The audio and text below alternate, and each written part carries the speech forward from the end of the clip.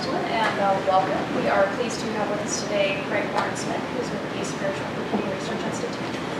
I'll leave it to Craig to give us a little bit more detail on his background and what he's been working on lately, but I was privileged enough to meet Greg at Food Camper, who led a session on spiritual computing and what does that mean and what are the implications for work done by computer scientists. So the reason that Craig's come here today is to talk to us a little bit about what our thoughts are on that topic and also to see if there are any Googlers who would be interested in working on research of this kind or getting a group together here to talk about topics like this. And so, welcome to Craig. Thank you. It's always interesting to see who would show up in a meeting that brings these two words together. It's pretty weird, right? Spiritual and computing.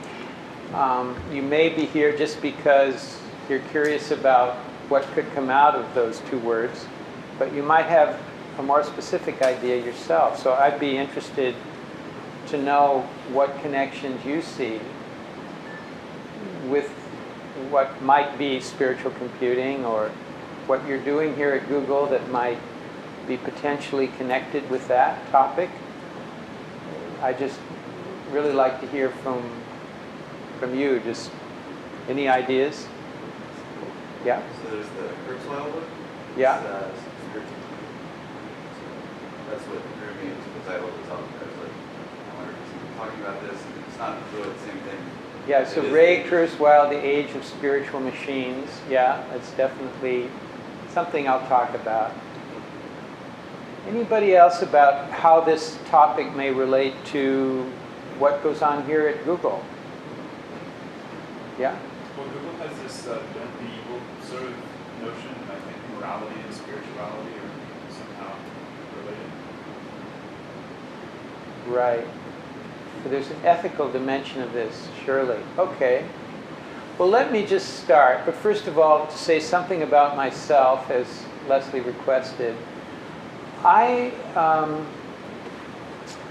put in about a decade exploring how the technology sector might be contributing to humanity or harming as digital technology takes over and as networks spread.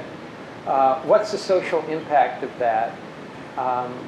What are the net pluses and minuses as we get from the first to the second billion network individuals. I explored that by helping to create a movement to close the digital divide. I organized a conference in 1999 on the eve of the Seattle World Trade Organization meeting that brought world leaders together around that topic. Since then, I've been teaching that topic at Harvard and advising governments in Asia about how to spread networks into their countries. And it led me to understand that this issue of how to bring out the potential for digital technology for human benefit is not something that's going to be worked out by government leaders. It is so deep, the issue is so pervasive that it does have to be worked out on a spiritual level, essentially. The issues that are arising as digital technology enhances its impact on human culture is at its heart a matter of affecting the very nature of what it means to be human and what it means for humans to shape reality that brings out the potential of the human condition. So all those issues are essentially spiritual issues. And so I spent about 10 years looking at the social impact of technology, and now I see that it's led me to this spiritual terrain. But this is not the first time that an exploration like this has taken place.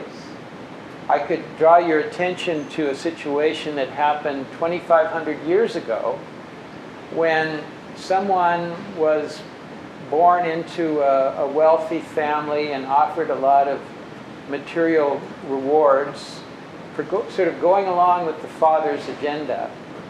But instead, this guy dropped out sort of totally rejected his parents' solution for what would bring happiness.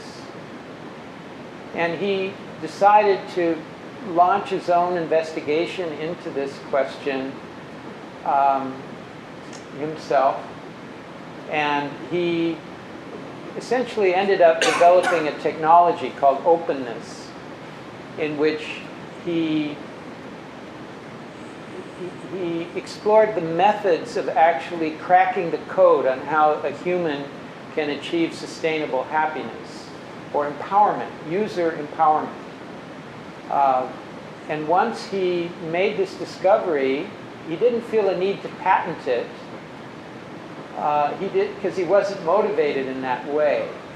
And yet, the discovery he made might be considered the ultimate original open source discovery, that there's a way for the mind to work out how to be happy. And then he began to tell others about it.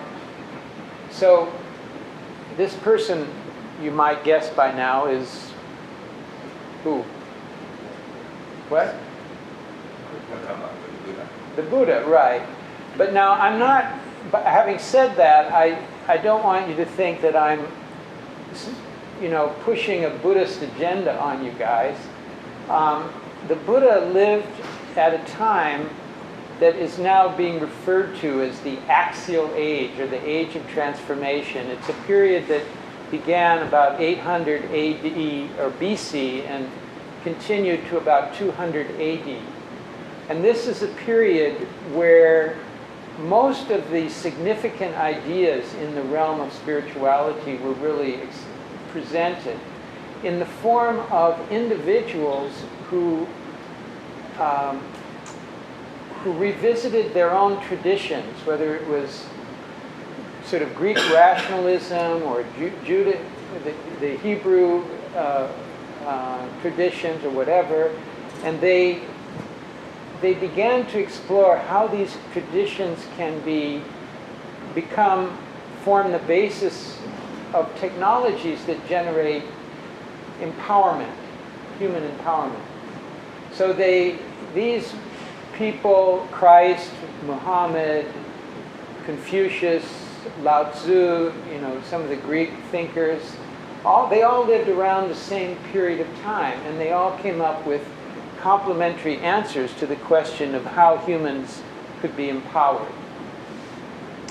And then religions grew up in their wake, but these religions didn't always do a good job as stewards of the spiritual experience of these great spiritual adepts.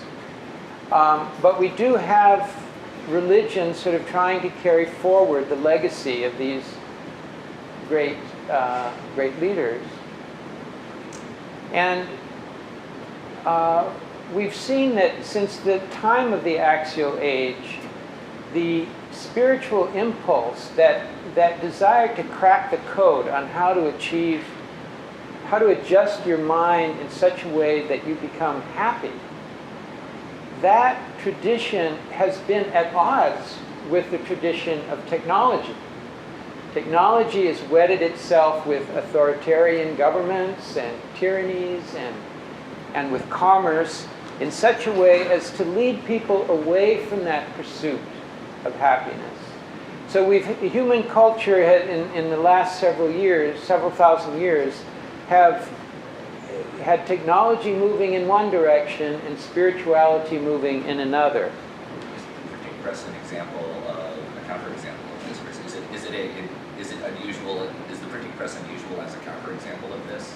There have been counterexamples, and that's a good point. That even though these trends have existed, that over time, gradually we've seen the technology world and the spiritual world beginning to hint that there might be a convergent point, a meeting point between these two worlds. And as digital technology was born about 30 plus years ago, the terms like icon or avatar or names like Oracle, suggesting that there's some kind of spiritual underpinning to what might be going on here in digital technology began to emerge. But I think it's only now, in the year 2006, where the preconditions exist for a real alignment between the worlds of technology and the worlds of spirituality. And it relates very much to what's going on here in this room and in this incredible place called Google. It's the search business, right? So search, what is it? It's about aggregating information, but is that the end game? How does information get us to meaningful information? And how does meaning get us to wisdom? And how does wisdom get us to empowerment? Has become central to the search business. So search by itself exists in a larger context of what is it that people really want, and what does it mean for people to embark on a search process to get the answers to questions that they don't think they already have, and how does that then lead them into a dynamic where they actually find that what they want is what the Buddha wanted, sustainable happiness? Is there some way that through the search business that can be aligned with this historic effort to find true meaning in life?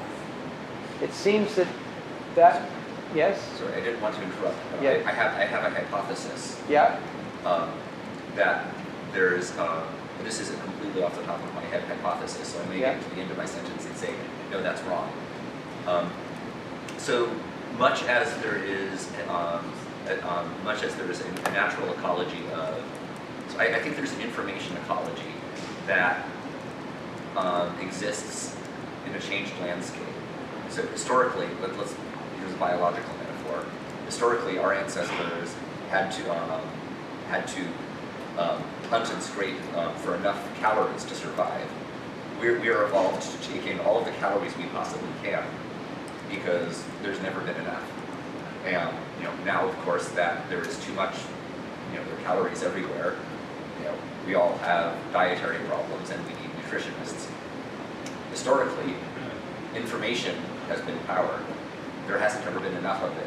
It would be really useful to know whether there's a leopard over that hill. It would be useful to know, all of these things. And I think intellectually, we have evolved the same mechanisms for this hunger for information that our bodies have evolved for hunger for calories. Essentially, the more we can get, the better. The more likely we are to survive.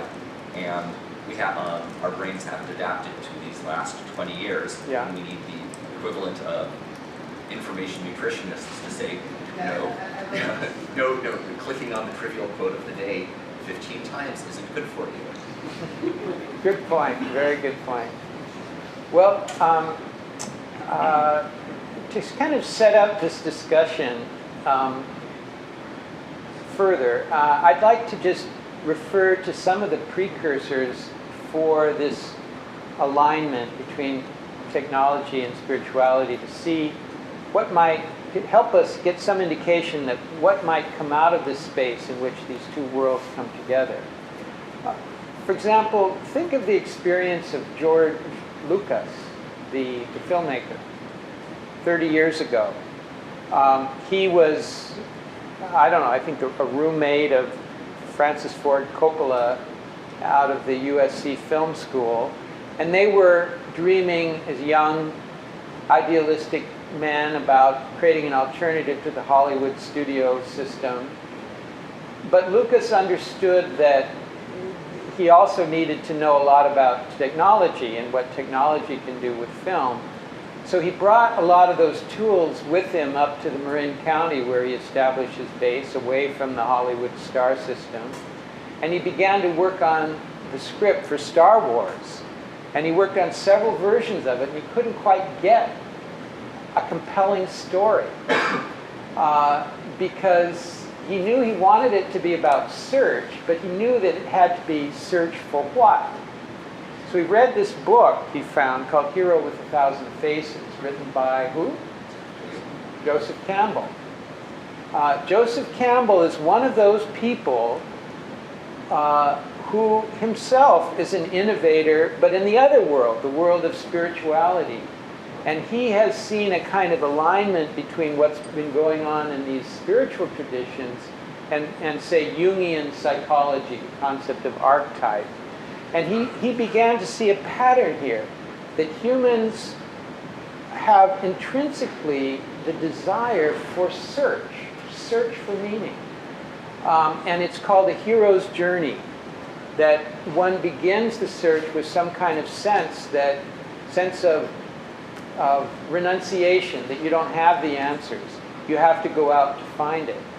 You go out with questions, you get those questions answered, but at the same time, in the process, you get power. You become empowered. And the empowerment that you find is ultimately about letting go of your own ego control and opening to the larger potential for good. So he got from Joseph Campbell the story that became Luke Skywalker's empowerment, and how he then, Luke Skywalker himself understood that to defeat the dark force out there, he had to find the basis of his own confidence. He had to find a balance between being focused and aware of the context, his experience. And of course, as the Star Wars franchise became an enormous commercial success, it actually is one of the, still probably the most successful commercial breakthrough. So it's not as if this spiritual quest idea is antithetical to network effects, but it does seem to involve design principles where you factor in spiritual wisdom in, so that begins to dominate what you do with these tools that digital technology has created. So 30 years ago, we had a conversation between two individuals that was kind of like a blip in the film industry. It didn't actually create an alternative to the star system. Maybe Robert Redford has, who knows. But the time wasn't right 30 years ago. But there are two other men whose lives I want to mention that have actually brought us right at the doorstep of this convergence that we find right here happening in Silicon Valley now. One of the men was working on the spiritual side of the equation and the other on the technology side.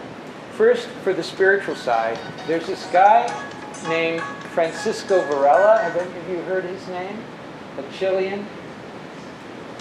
Well, he was a student, a young student of an esteemed biologist named Humberto Maturana, who came up with the notion of autopoiesis, which is a concept of self-organized systems.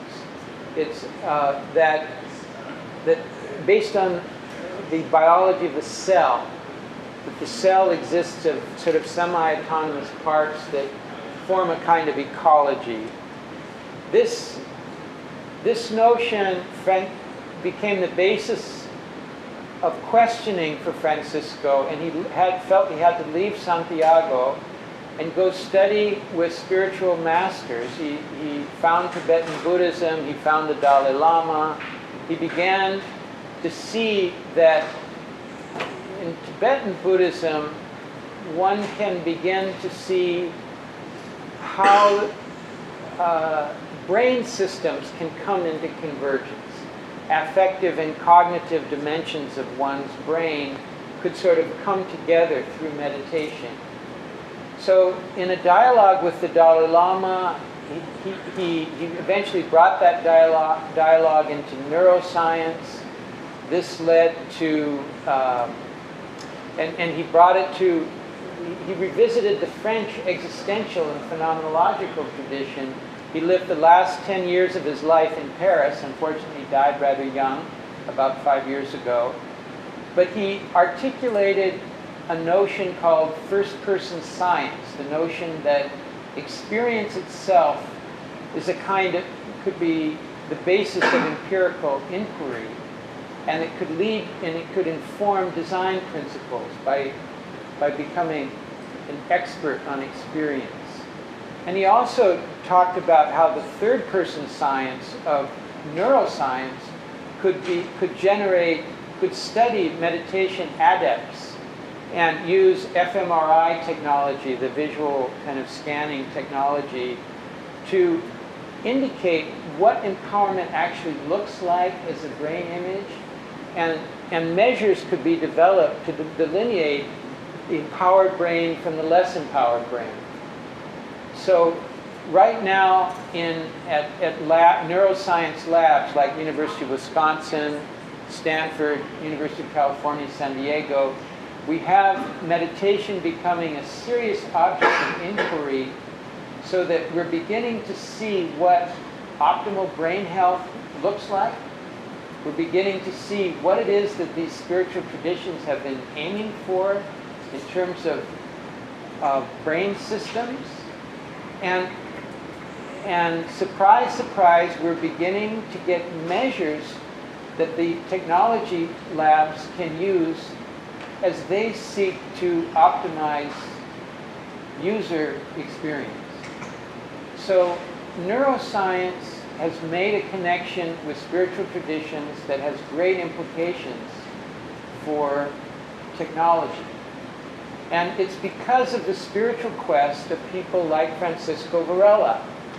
Their own seeking process has led them to this, so that Francisco, at the end of his life, was able to tell his mentor that he helped carry that tradition of autopoiesis, and that wonderful tradition of Chileans like Pablo Neruda.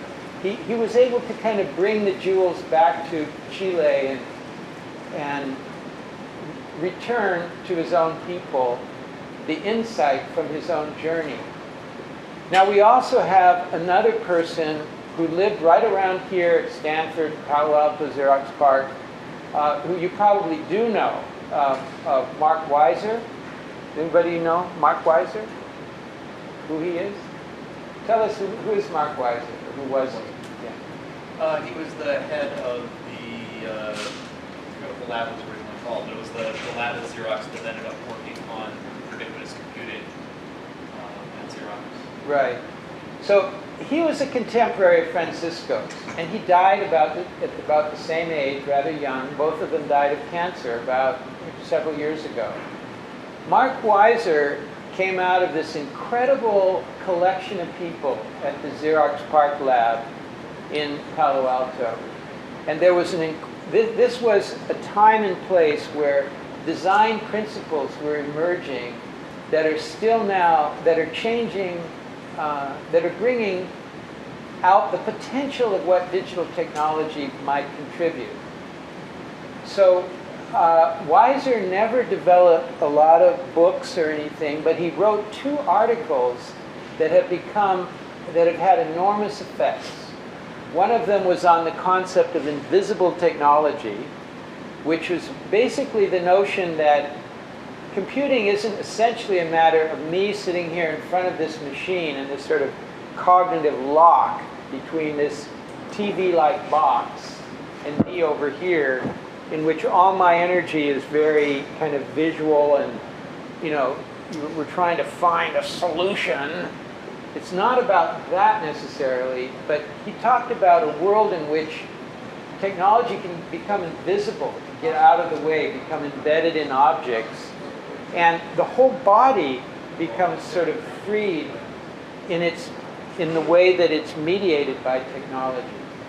So Weiser formed the basis of what is now, goes by several names. One of them is ubiquitous technology, pervasive technology, locative technology, a world in which the real-life physical world of atoms converges with the virtual world, and out of that comes an enhancement of human freedom.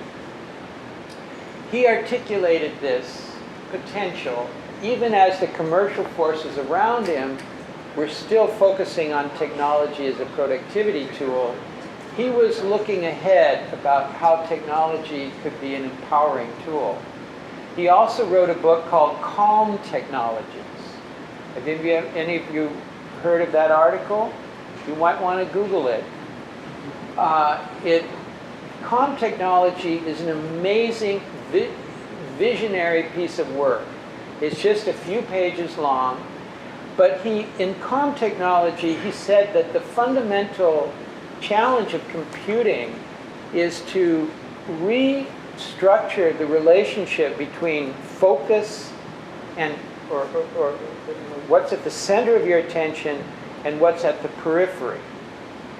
So, and this, of course, is a really fundamental notion in meditation or in spiritual traditions, is how you keep focus and still let in context. You know, it's also relates to spiritual search, right? Because you have an idea of what you want to hold on to that, and yet new things arise that you didn't count on coming in from the periphery. So Weiser explored this only at a primitive level by thinking about how objects could remind you of things gently in the periphery, how you could be given gentle reminders of things. But this notion that technology could help you manage attention so that you were not overwhelmed by information overload, but that it actually helped you achieve mindful focus, while at the same time, in an appropriate way, open you to context. This is like a fundamental insight that we'll be working with in the next 10 years in innovation in computing. All this is from the work of this guy at Xerox PARC, and many of his proteges at Xerox PARC are doing incredible work now. So there have been, if you look on the globe, you'll see different points of innovation. Some of them up in Finland with Linus Torvalds, and some of them out of MIT, and some here, some there. Little hints of what it might mean to bring the world of spirituality and technology together. And hey, this is new. This hasn't been talked about. We don't have the seminal book on this. And speaking of Ray Kurzweil, who was it that meant you were? In 1999, he's an inventor. He's an engineering guy, and he can be forgiven for taking the approach that he has, because he's been in this self-enclosed engineering world where he hasn't really known that there's a realm of expertise called spirituality. So he can write a book called The Age of Spiritual Machines as if he almost invented the word spiritual. And that's what he did in 1999. And he talked about a world of the law of accelerating returns, predictable innovation, where we will get to three-dimensional semiconductors and so forth, and essentially we'll get to machines that are smarter than humans. And so out of this, he thought that maybe we all might make choices to download parts of our brain when they start to wear out, and we'll achieve some kind of immortality. And we can call that spiritual machines, that we'll all become spiritual machines voluntarily. I'm sorry, but this doesn't sound like spirituality to me. Because that guy, Joseph Campbell, the one that inspired George Lucas, the first thing he said to George was, George, you know what spirituality is about? It happens as soon as you realize that you've only got so long to live, and you want to make that period of time meaningful. And so it pushes you into questions about the nature of your own existence, so that by the time you die, you can really let go. This is not the Kurzweilian vision of the future, I'm sorry. So when spirituality meets technology, it's a space that really hasn't been open yet.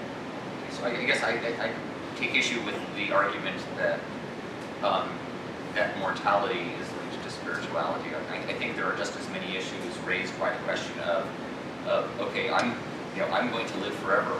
What I think it's if somebody told you that you were going to live forever, I think that raises just as many questions. I'd say spirituality to me feels more to be any form of interest on anything that any form of introspection on self and consciousness and existence. Yeah. And I guess whether it's sort of like flipping a coin. You flip a coin and either yes, you're going to die someday, or yes, you're going to live forever. Just flipping the coin is an act of or knowing that there's going to be an answer there, one way or the other. Okay. Is a That's a spiritual good point. act. That's a good point, and I think that the implications of your point is that technology is being forced to ask fundamental questions in order to address its own future. Questions about the human condition, which have been outside the field of engineering in the past. Engineers have been those people who didn't have to ask those fundamental questions. They could just go ahead and do practical things without having to get too deeply into philosophy. But now maybe we have to begin to inquire more deeply. And I think if we draw expertise from spiritual traditions of all kinds, they will tell us that facing one's own death is a part of the equation. But there's also part of this in like radical AI and like mind uploading. You have to call in a serious question: what is you? And I think that's some of the attractive side of this kind of inquiry. What would I be? Take away my body, take away my maybe motor brain functions and things. I mean, I agree with Kurzweil. I can use bad terms, but there's some very fascist kind of thing going on in this line of technology, but it's still interesting. I mean, it is interesting, and I think you're right that the question of what is you, is at the core, and maybe he's being just a trickster, provocative to get us thinking about what is who we are. And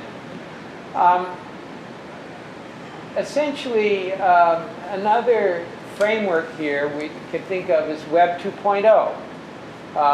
We're all familiar, everyone here is familiar with Web 2.0, pretty much. You know how the concept, someone define Web 2.0 for us.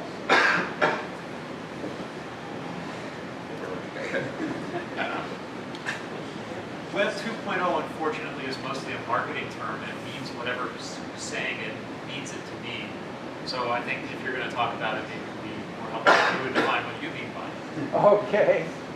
Well, obviously it came out of Tim O'Reilly's interactions and his conferences and so forth, in trying to try to find a framework to explain why some websites have really taken off after the dot-com bust and others haven't. And then they've tried to somehow articulate the principles that define which sites have been able to achieve great network effects and what could explain that. And so they've aggregated a few trend areas in this field, like social computing and the kind of notion of that what seems to be going on here has to do with freeing the end user to become more active and participatory, and sites that trigger the engagement of the end user, sort of architectures of participation. And of course, that notion then seems to have struck some kind of chord. Obviously, it's been used as a marketing tool, but it's a notion that was simply mentioned in a roundtable conversation like this only a couple years ago, and now if you do a Google search on it, there'll be 126 million references to that term. So there's a suggestion that maybe, I mean, if you put quotes around it, maybe there's something there, that the notion that sites that aggregate users and lead them into meaningful experience might be really central to the future of computing. And indeed, most of the laboratories that I've been visiting are seeing that they're ultimately in the experience business, not the device business or the software business, and that their challenge is to develop more compelling experiences than their competitors.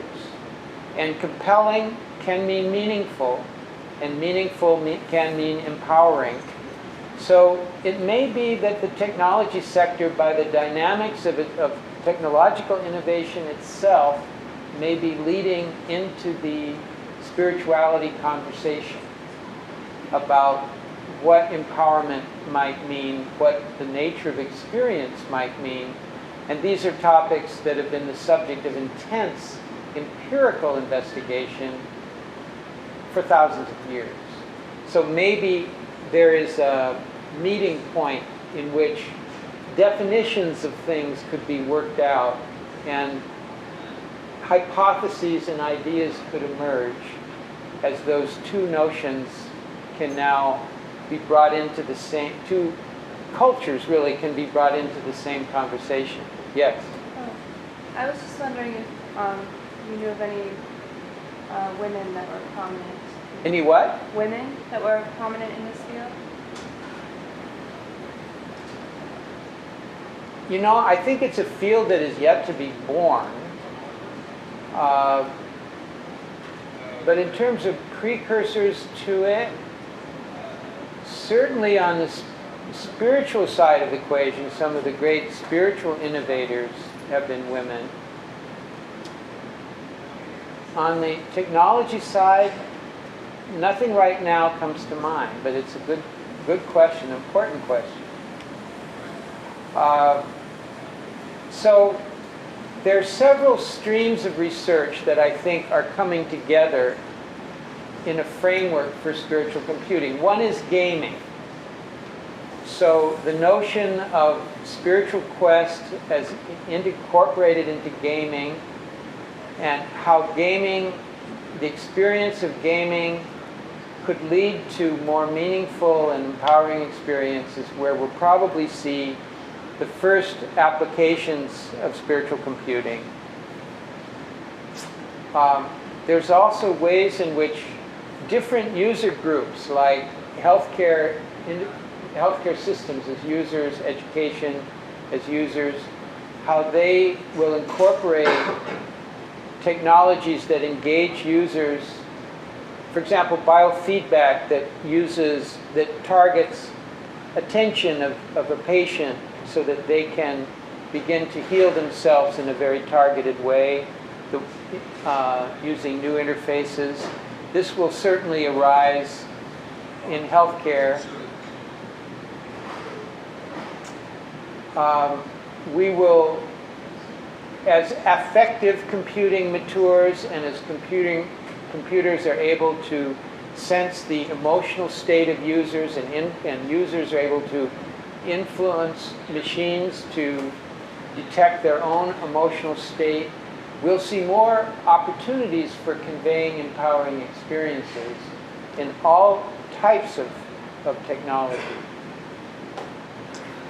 So as I've been going around the world, beginning with Nokia in Finland, and having these kinds of conversations.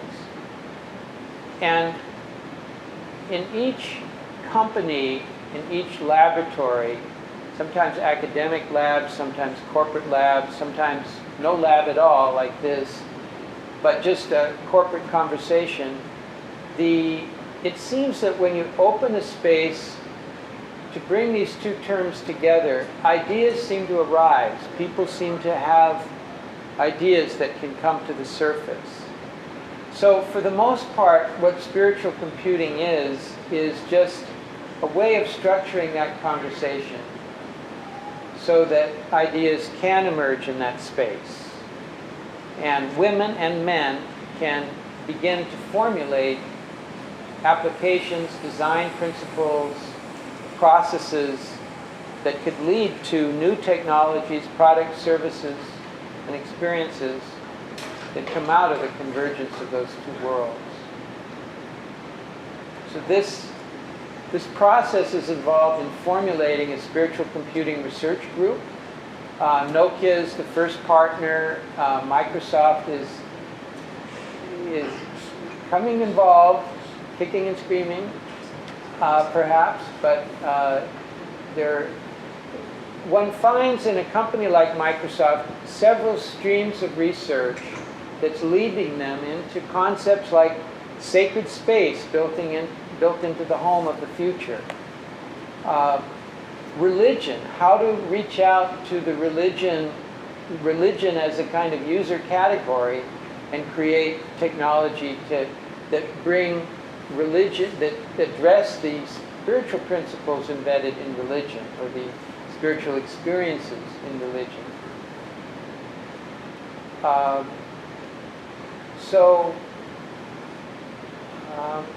Right now I'd just like to open the discussion up. Any questions, any notions about how any of these ideas might relate back to what's going on at Google and your own work, your own lives? Please help me understand a distinction I think I hear you drawing between enabling and empowerment versus mere productivity and technologies. Where is there a fuzzy line there? Are you drawing a distinction? Is there how do you see that? Well, going back to Tim O'Reilly and Web 2.0, I think one of the common themes he saw in the sites that were compelling to users is that they're not based on productivity enhancement, but on eliciting creativity or engagement. That's behind the blogging phenomenon, Flickr and so forth, how it's addressing aspects of one's life that don't directly involve productivity enhancement as the primary driver. That could be questioned perhaps, but clearly we're seeing the potential for digital technology to affect lives in ways that go beyond productivity as the end game.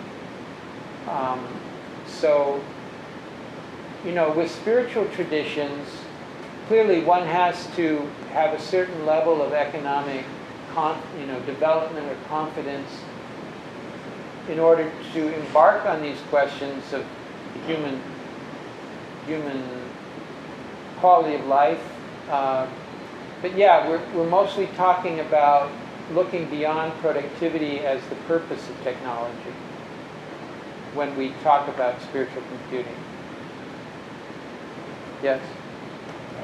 Back to your notion about search and search leading to meaning and then finding the wisdom, because Cass Sunstein actually came here last week and explained that although now with the internet and search capability we can have a vast array of information available to us, what he's noticed is that people now search out for information that they already agree with, that reinforces their previous held beliefs, and that instead of empowering them, they're just simply reinforcing what they already believe, which is probably not empowering at all.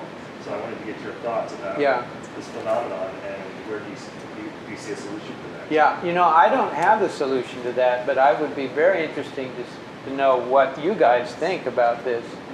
That is, there's some way that design refinements could come to the searching industry so that information gathering could lead to meaningful learning that might go beyond simply, how you go from aggregating information to aggregating intelligence or meaning.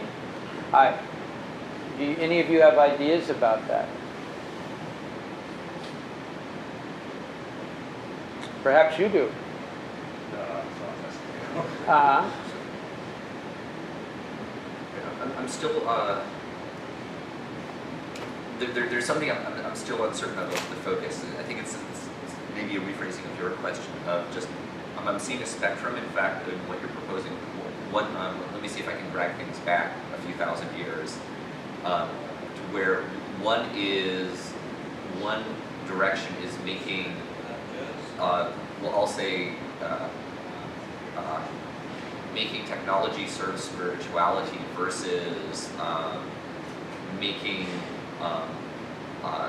technology more spiritual or more holistic. So for making technology serve spirituality, for example, Islam gave us modern astronomy because they needed to predict exactly when the new moon would start, and that required developing math and understanding of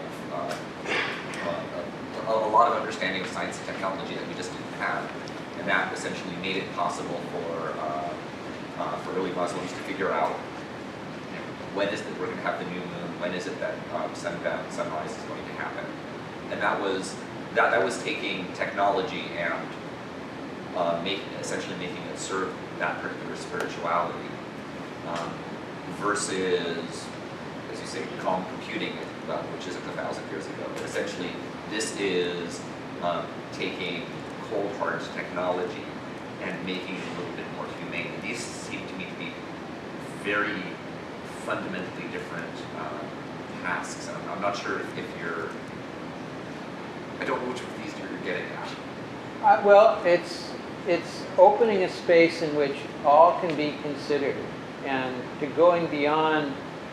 It's not essentially about serving religion as a user group and figuring out how technology can reinvent all the various functions that happen in religion. But, right, it's more about trying to understand what the experiences that have emerged from spiritual traditions that are relevant to the technology sector, and how a dialogue or interface could be developed between that realm of expertise and what the technologists are trying to do. Now, out of that could come concepts like the democratization of spirituality. What may emerge as a definition of spirituality could be, meaningful spiritual inquiry could be more widespread as network effects take over in ways that affect religion and as well as secular expressions of spirituality. So effects could be seen in the spiritual realm, but they also could be seen in the design processes that affect the next generation of technologies, even if the effect isn't deliberately spiritual. The effect may be simply to build loyalty among users, or to lead users towards experiences that they consider to be meaningful, and helping them manage information overload, for example. Like if you look at the future of technology, where digital sensor networks will be distributed everywhere, consumers will have an incentive to manage information and to address information overload and to find their own relationship to this issue of how they can be empowered to shape the way in which they process information and find meaning from it. So the effects can be felt on both sides of that conversation in ways that influence the direction on both sides. But maybe the other answer to your question is that it is totally an open space what comes out of a way of structuring a dialogue that brings those two worlds together. There's a couple things that I think are going on in the company that are less, what's the kind of phrase? I think zeitgeist is kind of an interesting overflow to explain German word, like spirit of culture. Yeah. So, that's one of the things. And I also think it's kind of interesting that when you have like intercultural issues that come up, like when you're doing translation or maps and things like this, like these are spaces that you don't really know how to grapple with so well. This needs to be more spiritually oriented. But I also want to say about search, one of the things that's nice about search is it doesn't make a lot of assumptions about what you want to know or how you want to know it. And I think it's the lack of structure that's kind of appealing when you use search. Otherwise, you would want to use something like DMOS or an ontology or taxonomy. So, to the extent that you already know what you want to see, you go to something that kind of reinforces it. But when you're searching, it's even in the GUI of Google, it's a blank page. There's nothing there, and it's kind of like, it's not challenging. I think that's one of the attractive thing, like going back to the Web 2.0 thing. It's like different than like the MTV market, where there's a lot of stuff pushed in.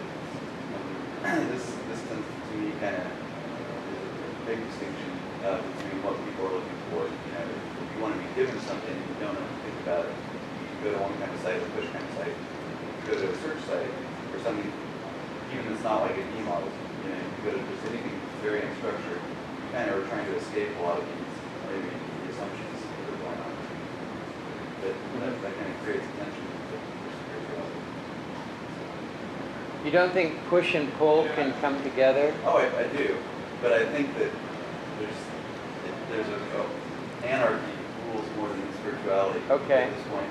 Okay. And that's kind of funny, right? And this is like, I think it was like when you were setting up the kind of tensions between technology and spirituality. I think there's a well-deserved kind of contempt for some of the bad facets of spirituality in the past. This is the source of a lot of the breakaway for technologists. Like if you look at like Galileo, I think he was having conversations with the Pope at the time that he was publishing his writings because he really cared about trying to keep it legit and everything. But eventually he was just like, screw it, I can't do it. I need to say these things.